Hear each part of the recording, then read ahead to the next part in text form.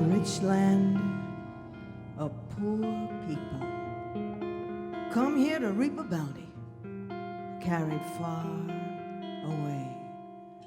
Little left beneath their feet and little reason left to stay.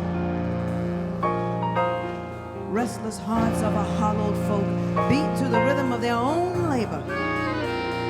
Devotion floods over broken dreams, soaks the soil they tend.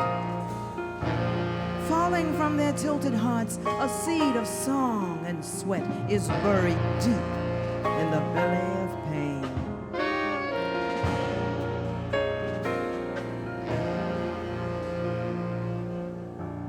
The blues is born awake.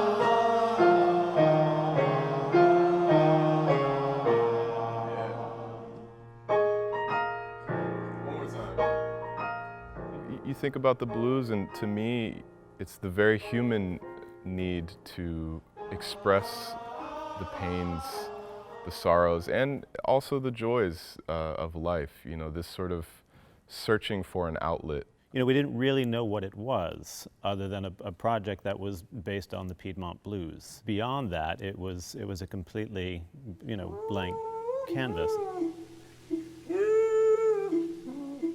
He's going to meet with elders, he's spending time in the landscape, he's listening to recordings, he's considering historical circumstance, and then he's sort of saying, okay, if I put all those things together, here's the narrative that I build.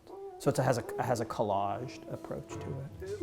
Christopher and I talked a lot about that, you know, and really thinking about how we can convey this search for that expression, finding that expression, and then that taste of salvation that we get, that sort of opening into transcendence that you get from singing your blues.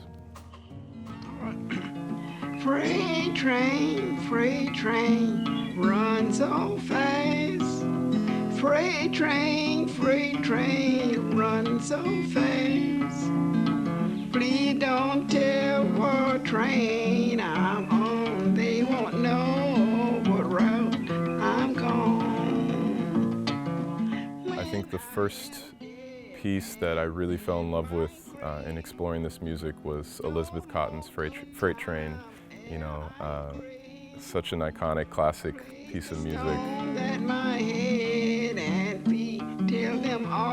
There's a certain vulnerability, a certain tenderness in her approach, a humility in the way that she sings that song that really stuck with me. I mean, it brought me to tears when I was watching it.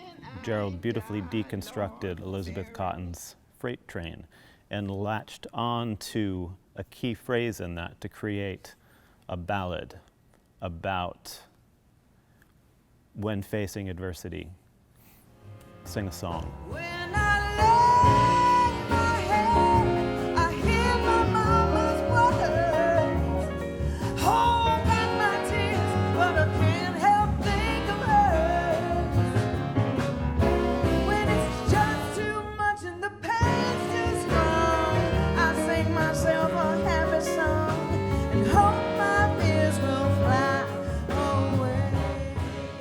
I was the fifth child out of 7, and I'm sure my dad listened to that music before I was born and while I was in gestation, you know, and when I came home from the hospital, I'm sure that music was just there. It's just like you know your mom's voice or your dad's voice, your brothers and sister. You just know that sound too. He's in the jailhouse now. He's in the jailhouse now. We got him downtown in jail.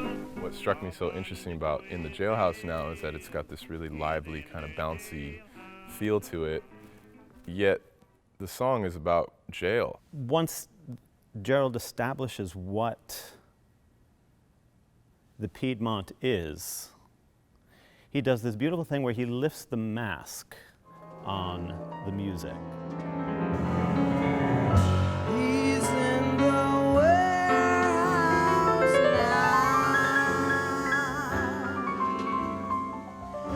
He's in the warehouse now. There's money in them halls. Feels more like prison walls. Seems like a jailhouse now.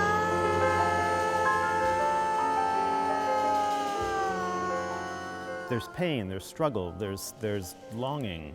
And so you see behind the curtain of what this music is in a beautiful way.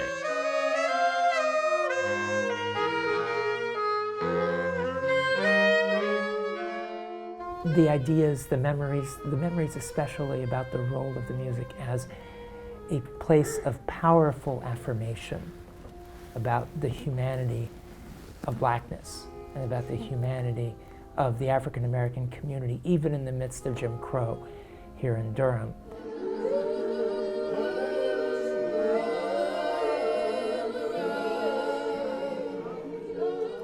You know, you had 400 African American, mostly women, singing in warehouses while they were destemming tobacco leaves, and people came from all around the country just to hear the incredible sound of that many people singing, you know, spirituals and hymns. And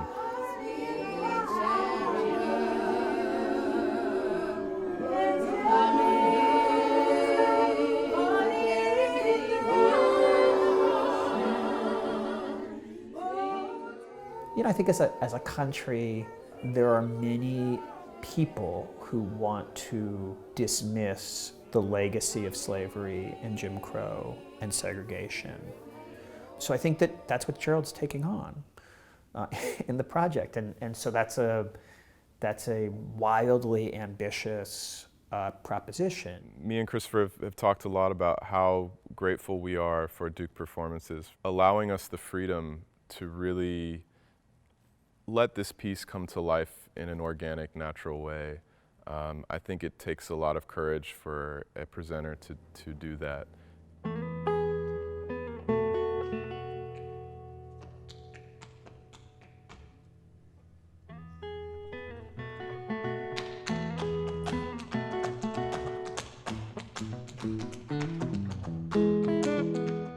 We really wanted to express all of what the blues have to say, the joy and the sorrow, you know, being a stranger in a new town, screaming and crying blues, but also, you know, talk about mules and food and, you know, the wide spectrum of human emotion.